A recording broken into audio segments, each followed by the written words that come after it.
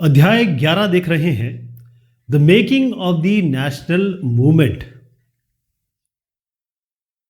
अब 1922 और 1929 के बीच में क्या क्या हुआ। जो पहली चीज ये हुई कि जैसे हमने देखा था कि नॉन कोऑपरेशन मूवमेंट ये चल रहा था बड़े जोरों से, काफी लोग इसमें इन्वॉल्व थे। और होता यह है कि फरवरी 1922 में अचानक गांधी जी ये एनसीएम यानी कि नॉन कोऑपरेशन मूवमेंट को वापिस कॉल कर लेते हैं, यानी कि इसको बंद कर देते हैं, एब्रप्टली कॉल ऑफ। उसका कारण ये था कि यूनाइटेड प्रोविंस में एक जगह है, यानी उत्तर प्रदेश में एक जगह है चौरी चौरा। यहां क्या होता है कि कुछ किसान डेमोन्स्ट्रेशन कर रहे थे, यानी धरना प्रदर्शन विरोध कर रहे थे। तो पुलिस वालों ने गोली चला दी, गोली में किसान की मृत्यु हो गई। अब बाकी जितने किसान हैं वो पहुंच गए यहाँ पुलिस स्टेशन पे, और पुलिस स्टेशन में लगा दी आग। तो यहां पर 21 करीब पुलिस वाले मर गए, जल गए। आपको याद होगा कि गांधी जी का जो स्लोगन है, गांधी जी के जो आइडियल्स है, उसमें नॉन वायलेंस यानी कि अहिंसा बहुत ज़रूरी थी। और जैसे ही ये हिंसा हुई और उन लोगों ने की, जैसे पीसफुल डेमोन्स्ट्रेशन जो कर रहे थे, फिर उनके ऊपर गोली चली, फिर उन्होंने बदले की कार्रवाई करते हुए पुलिस थाने को जला दिया। तो एक बार जब ये एनसीएम बंद हो गया, यानी कि नॉन कोऑपरेशन मूवमेंट बंद हो जाता है, असहयोग आंदोलन बंद हो जाता है, तो गांधी जी कहते हैं कि खासतौर पे कांग्रेस को कि आप जाइए जरा रूरल एरिया में जाइए, गाँव में जाइए, वहाँ पर कुछ काम करिए, कंस्ट्रक्टिव वर्क करिए, यानी जो अंग्रेज नहीं दे पा रहे हैं या मना कर रहे हैं, आप दीजिए लोगों को।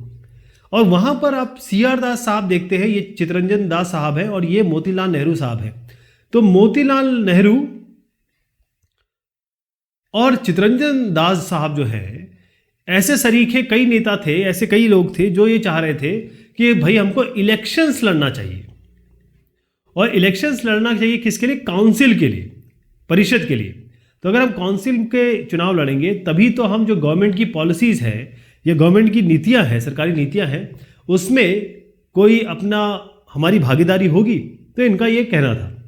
ये सब चीज़ें चलती रही और उसके बाद 1930 में शुरुआत होती है एक नए मूवमेंट की, जिसको हम कहते हैं सविनय अवज्ञा आंदोलन, यानी सिविल डिसओबीडियंस मूवमेंट। ये शुरुआत होता है 1930 में। अच्छा, इसी बीच दो बहुत महत्वपूर्ण संस्थाएं बनती है। एक तो ऐसी संस्था, एक तो ऐसा संघ है जो अब पूरे देश में उसकी सरकार है। हमारे देश में 2021 की मैं बात कर रहा हूँ। पहली चीज़ तो ये है कि आप देखेंगे कि यहाँ पर कुछ बच्चों को सिखाया जा रहा है, बंदूक है इनके हाथ में, हाफ पैंट पहने हैं। तो ये है राष्ट्रीय स्वयंसेवक संघ। राष्ट्रीय स्वयंसेवक संघ RSS, इनकी मेन विचारधारा है हिंदुत्व की, यानी हिंदू राष्ट्र और बाकी जैसे मुस्लिम विरोधी है बेसिकली, उसकी बात करते हैं। ये हिंदू ऑर्गेनाइजेशन है ये। और इसके अलावा RSS तो 1920 और 1930 के बीच में ये गठन हुआ ही हुआ इसका। इसके अलावा जो कम्युनिस्ट पार्टी है हिंदुस्तान की, वो भी बनी। ये दोनों संस्थाएं बनती हैं।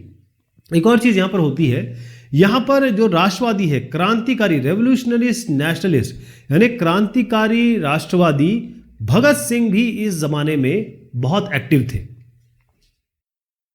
भगत सिंह साहब, अब भगत सिंह साहब इनकलाब जिंदाबाद। आप देखेंगे वैसे तो ये सिख थे, सरदार थे, और केश कटाना बहुत ही इंपॉर्टेंट बात होती है इनके लिए, लेकिन देश के लिए इन्होंने ये भी किया। हुआ ये था कि रेवोल्यूशनरी नेशनलिस्ट हम इन्हें कहते हैं, यानी क्रांतिकारी राष्ट्रवादी। अब ये किसके खिलाफ थे? एक तो कॉलोनियल रूल के खिलाफ थे, यानी अंग्रेजों के खिलाफ थे। साथ में ये उन अमीरजादों के भी खिलाफ थे जो पीजेंट्स को, यानी कि जो फार्मर हो गए और जो वर्कर हैं, उनको एक्सप्लॉइट कर रहे थे या उनका शोषण कर रहे थे। तो ये सब जानते हुए इन्होंने और इनके मित्रों ने HSRA, यानी कि हिंदुस्तान सोशलिस्ट रिपब्लिकन एसोसिएशन, इसका गठन किया। और ये किया था 1928 में दिल्ली के बड़ा फेमस फिरोज शाह कोटला, ये जगह वहां पे किया था। ये जो मेंबर्स थे HSRA के, उन्होंने जनरल सॉन्डर्स, इनकी हत्या की थी। और ये सॉन्डर्स कौन थे? एक्चुअली एक डेमोन्स्ट्रेशन हो रहा था और ये डेमोन्स्ट्रेशन को लीड कर रहे थे लाला लाजपत राय साहब। तो इनके लोगों ने इस डेमोन्स्ट्रेशन पे लाठीचार्ज किया था और ये लाठी इनके सर पे लग गई थी लाला लाजपत राय की, और अल्टीमेटली इनका देहांत हो जाता है। तो HSRA के मेंबर इनको मौत के घाट उतारते हैं, सॉन्डर्स साहब को।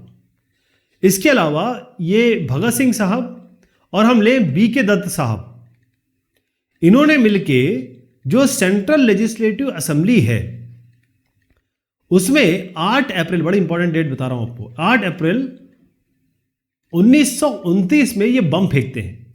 लेकिन ये केवल बम नहीं फेंकते, इसके साथ ये तरह तरह की पैम्पलेट्स भी डालते हैं। पैम्पलेट्स मतलब लीफलेट, फ्लायर्स जिसे कहते हैं। और इसमें सीधी बात ये कहती थी कि हमारा किसी को मारना ये ध्येय नहीं है, ये हमारा एजेंडा नहीं है। हम केवल ये चाहते हैं कि जो फॉरेन गवर्नमेंट है, यानी कि जो ब्रिटिश गवर्नमेंट है, क्योंकि ये बहरी हो चुकी है, ये हमारी आवाज़ सुनी नहीं रही है, ये किसी तरीके से हमारी आवाज़ सुने, देश में जो शोषण हो रहा है वो सब बंद किया जाए। फाइनली भगत सिंह साहब को इनका ट्रायल होता है, कोर्ट में पेशी होती है और मात्र 23 साल की उम्र में इस महान आत्मा को एग्जीक्यूटेड, फांसी दे दी जाती है। यहां पर आप एक और चित्र देखते हैं। ये जो चित्र है इसमें साइमन कमीशन, यहां पर देखेंगे साइमन गो बैक। तो हुआ ये था कि 1927 की बारे में बात कर रहा हूं मैं आपको। ब्रिटिश गवर्नमेंट ने क्या किया, उन्होंने कहा कि भाई ऐसा है कि हम एक कमीशन बनाते हैं, एक कमिटी बनाते हैं, और जिसको लॉर्ड साइमन ये उसके चेयरमैन होंगे, और हिंदुस्तान का पॉलिटिकल फ्यूचर क्या होगा इसके बारे में ये साइमन कमीशन फैसला लेगा। इत्तेफाक की बात ये थी कि इस पूरे कमीशन में जो इतने बड़े हिंदुस्तान का फैसला करने वाला है, इसमें एक भी हिंदुस्तानी या कहें एक भी इंडियन नहीं था। तो भाई सब लोग गुस्से में आ गए कि ये कौन सी बात होती है भाई, हमारे देश का फैसला करते हो और एक भी हिंदुस्तानी नहीं रखते हो इसमें। तो जब ये कमीशन हिंदुस्तान आता है, उसको इन बैनर्स और डेमोन्स्ट्रेशन या प्रदर्शन से उसका सामना होता है जिसमें लिखा होता है साइमन गो बैक। अब इसमें एक बड़ी इंपॉर्टेंट डेट मैं आपको बताने जा रहा हूं। आपको 26 जनवरी हम क्यों मनाते हैं, रिपब्लिक डे, उसके बारे में पता चलेगा। वो डेट क्यों है, प्रिसाइज 26 डेट क्यों है। तो जैसे 1930 तक हम आते आते हैं, वहां तक पहुंचते हैं, तो कांग्रेस ने अब ये कहा, इंडियन नेशनल कांग्रेस ने, अब इन्होंने पूर्ण स्वराज की घोषणा कर दी। इन्होंने कहा अब हमें पूरा का पूरा कंप्लीट इंडिपेंडेंस या फ्रीडम चाहिए, स्वतंत्रता चाहिए।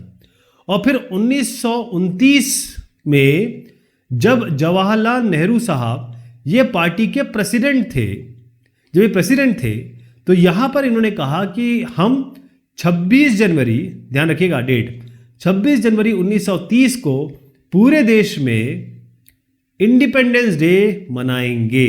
यहीं से ये डेट की शुरुआत हुई है। गांधी जी ने वैसे तो बहुत बड़े बड़े काम किए और देश को आज़ादी भी दिलाई।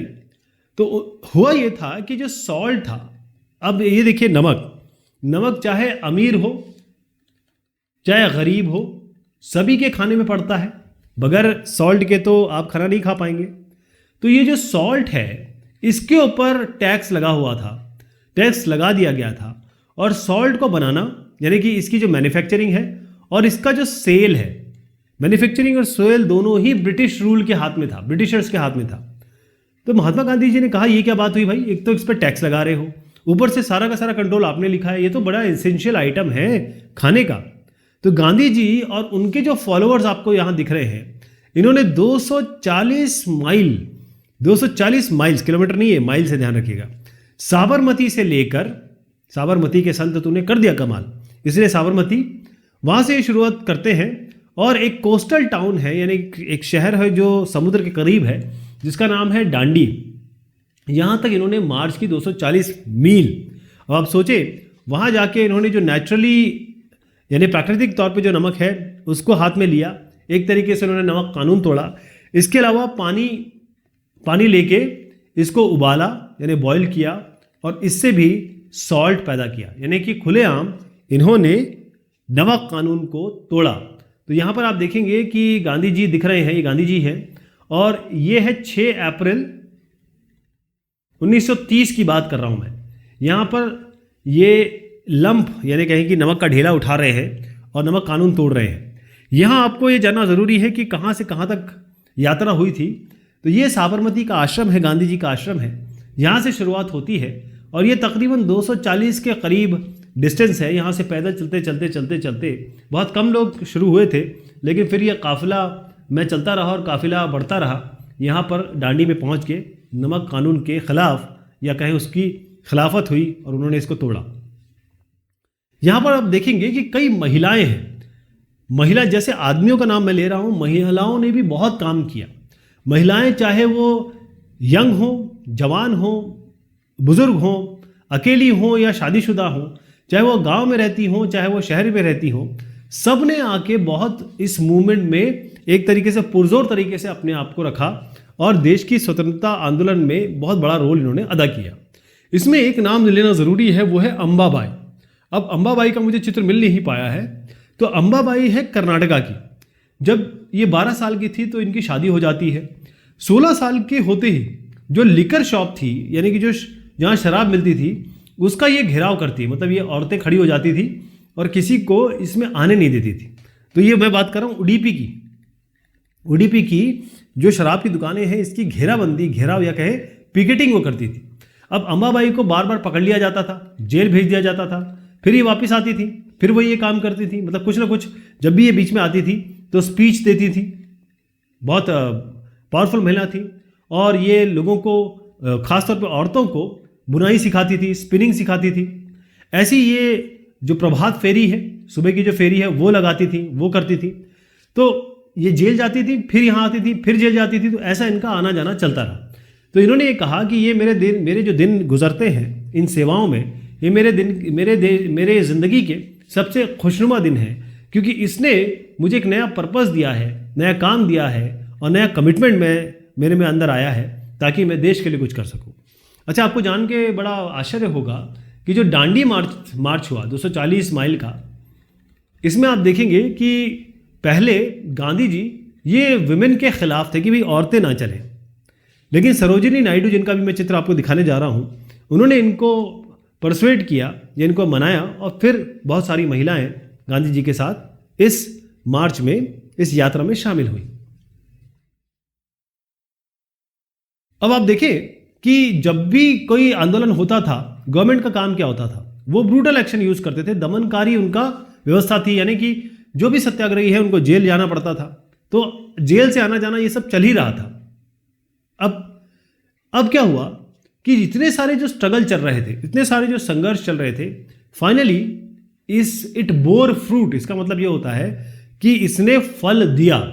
फल ये दिया कि जो गवर्नमेंट है, गवर्नमेंट ऑफ इंडिया, यानी कि बेसिकली ब्रिटिश रूल की बात मैं कर रहा हूँ, गवर्नमेंट ऑफ इंडिया एक्ट 1935 पास हुआ और फिर यहाँ पर प्रोविंशियल ऑटोनॉमी, जो आजकल के स्टेट्स हैं ना, जैसे गुजरात हो गया, तमिलनाडु हो गया, ऐसे स्टेट्स जो ज़माने में प्रांत थे उनको ऑटोनॉमी दे दी गई। और फिर एक और चीज़, मतलब ऑटोनॉमी मतलब वो अपना राज चला सकते हैं। और साथ में इलेक्शंस, यानी अब निर्वाचन होंगे। और किसके लिए? जो भी प्रांतीय लेजिस्लेचर है, जैसे आज हमारे यहाँ विधान सभा होती है बहुत सारे स्टेट्स में, तो इसके लिए इलेक्शन होंगे। और ये बात हुई 1937 की। अब इसके बाद जब चुनाव होता है तो जैसे 11 प्रांत थे उस समय, 7 प्रांत ऐसे थे जहां पर कांग्रेस की सरकार बनी, इंडियन नेशनल कांग्रेस। अब यहां पर एक नई चीज और होती है, मैं बात बता रहा हूं कि 1937 में 7 प्रांतों में कांग्रेस सरकार बनाती है। फिर क्या होता है आप देखिए, 1 सितंबर 1939 यहां पर सेकेंड वर्ल्ड वॉर शुरू हो जाता है और ये चलता है 2 सितंबर 1945 तक। तो 1 सितंबर 1939 में जैसे ये वॉर शुरू होता है, अब इसमें ब्रिटिश भी एक पार्टी है, मतलब इंग्लैंड भी एक पार्टी है। तो हुआ ये था कि जो कांग्रेस थी वो हिटलर के खिलाफ थी। और हिटलर के खिलाफ क्यों थी? हिटलर जो था वो जो ज्यूज थे इनको बुरी तरीके से मार रहा था। इनको गैस चैम्बर में डाल के सभी ज्यूज को खत्म कर, पूरी रेस को एक तरीके से एथनिक क्लेंजिंग कर रहा था वो। तो कांग्रेस ने कहा कि यार ये हिटलर के खिलाफ लड़ रहे हैं ब्रिटिशर्स, तो हम ब्रिटिशर्स का सपोर्ट कर लेते हैं। लेकिन हम ब्रिटिश का सपोर्टर तभी करेंगे, उन्होंने ब्रिटिश रूल को कहा कि हम आपको सपोर्ट करेंगे सेकेंड वर्ल्ड वॉर में, लेकिन इसके बाद जब ये वॉर ख़त्म हो जाएगा तब आपको हमें इंडिपेंडेंस देनी होगी, स्वतंत्रता देनी होगी। लेकिन ब्रिटिश रूल ने इसको सिरे से नकार दिया, खारिज कर दिया। और फिर उसके बाद क्या होता है कि 7 प्रांत में जहां इंडियन नेशनल कांग्रेस की सरकार है वो सारे के सारे लोग रिजाइन कर देते हैं। अब आप देखेंगे यहाँ पर प्रोविंशियल ऑटोनॉमी को बताया गया है कि यहाँ पर जो प्रांत है, जैसे आजकल स्टेट सरकार, राज्य सरकार के पास बहुत पावर्स हैं, सेंटर से कम है लेकिन बहुत पावर्स है, वो अपने डिसीजन खुद लेती है, मतलब प्रांत को खुद ही चलाती है। और ये जो चित्र आप देख रहे हैं, ये चित्र सरोजनी नायडू जिनका मैं अभी जिक्र कर रहा था, वो सरोजनी नायडू ये आप देख रहे हैं, और महात्मा गांधी जी है। ये पेरिस की सभा है, 1931 की बात कर रहा हूँ मैं। और सरोजनी नायडू एक बहुत बड़ी नेता थी, और ये फर्स्ट ध्यान रखिएगा, पूछा जाता है, पहली औरत थी, पहली विमेन थी जो इंडियन नेशनल कांग्रेस की प्रेसिडेंट बनी। ये ध्यान रखिएगा, 1925 की बात कर रहा हूं मैं। अब क्विट इंडिया मूवमेंट हुआ, और उसके बाद क्या हुआ अब आप देखिए, मैं आपको कुछ लोगों के नाम भी आपको यहां पर दर्शाने की कोशिश करूंगा। लेकिन पहले quit India and later. Quit India मतलब यह है कि अंग्रेजों भारत छोड़ो। अब quit India movement, Mahatma Gandhi जो है, इन्होंने फिर एक नया फेज आंदोलन का शुरू किया। और ये कब किया उन्होंने, क्योंकि अब मैंने जैसे बताया 1939 से 1945 तक सेकेंड वर्ल्ड वॉर शुरू हुआ और ख़त्म हुआ। तो इस बीच में गांधी जी ने शुरू किया, और इन्होंने कहा अब ये फाइनल अल्टीमेटम गांधी जी देते हैं कि अब अंग्रेज़ों को भारत छोड़ना पड़ेगा। क्विट इंडिया मूवमेंट, कि भाई इन्होंने लोगों से कहा, गांधी जी ने, कि अब आपको डू और डाई का फैसला करना है, या तो स्वतंत्रता पानी है या फिर मरना है। लेकिन ध्यान रखें, हर चीज़ नॉन वायलेंटली होगी, अहिंसा नहीं होगी।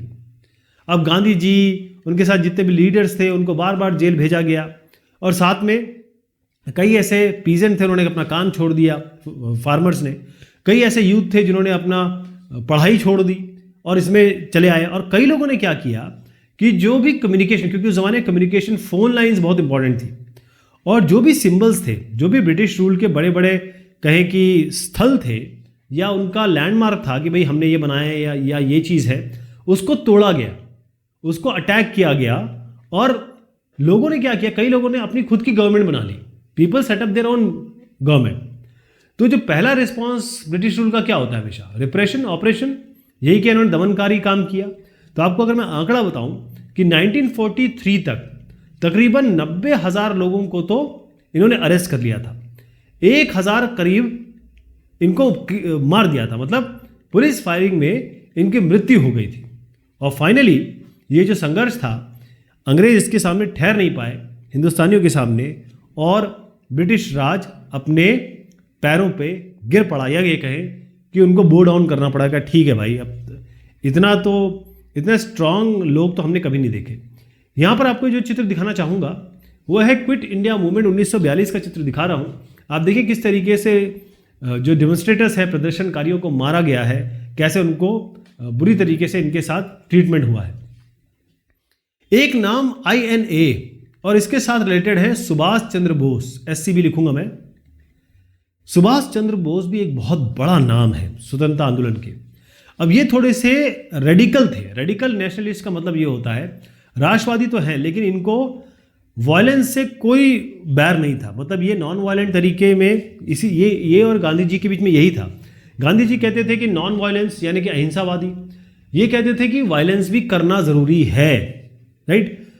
तो जो अहिंसा या अहिंसा गांधी जी का जो मेन की फीचर था उसके खिलाफ थे, और वे कहते थे कि फादर ऑफ नेशन तो आप हैं, मैं आपके रिस्पेक्ट करता हूं।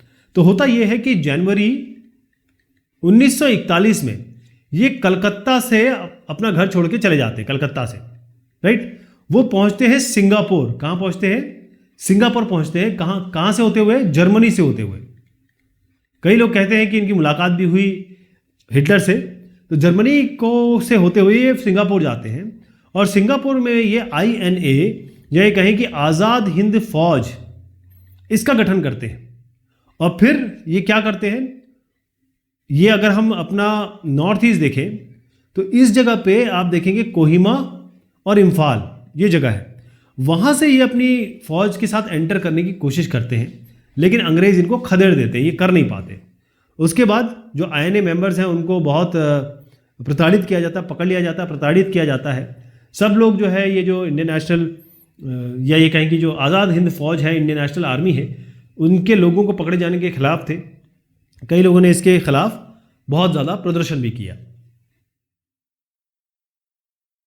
अब ये बहुत बड़े बड़े नाम हैं स्वतंत्रता आंदोलन के, लेकिन इसकी चर्चा हम करेंगे अगली बार। तब तक के लिए शुक्रिया, मेहरबानी आप सभी की।